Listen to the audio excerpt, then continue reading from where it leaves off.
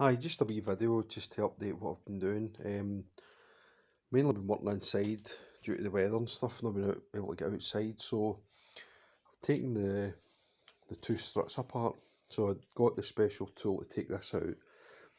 I've got two new shocks, two new springs, so I'm going to change them. But what I'm doing, chipping all the rust off. I've already done the other struts, so that's done. I just need to put rust eater on it, rust converter, and then I'll be painting it. So just been working on this one, so I've been doing underneath round here, chipping all the rust off, just really using a combination of screwdrivers. I've got one of these metal chisel type screwdrivers with that end, and this, and I've just been going round chipping everything off, all the rust. Done all under here, the kind of most annoying bit, pain in the arse bit round here.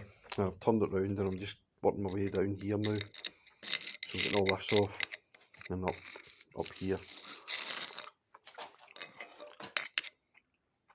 I think the bearing, I'm not sure, some rust getting this bearing. It's a bit rough when you turn it, so I'm kind of wondering if I would make change that, because really we're just turning this. When I had this in the device, this bit, I had it upside down, so the whole unit was turning, and I think it's maybe rubbed away the seal a bit at the back, and some of the dirt and stuff's getting it, so I'm probably going to have to change this. If you can hear that.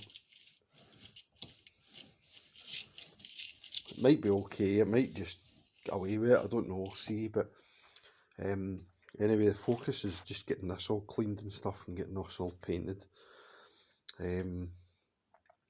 Once I get that done, then I can put the springs and stuff back on. I've got a loan of this tool here for taking the springs off. It's quite a good tool, this one here. You can see.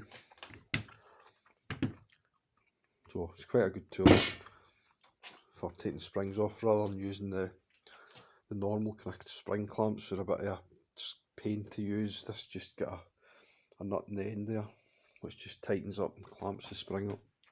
As you can see, the two clamps are there and there. So that's what I've been up to anyway. I'll catch you in the next video. Thanks.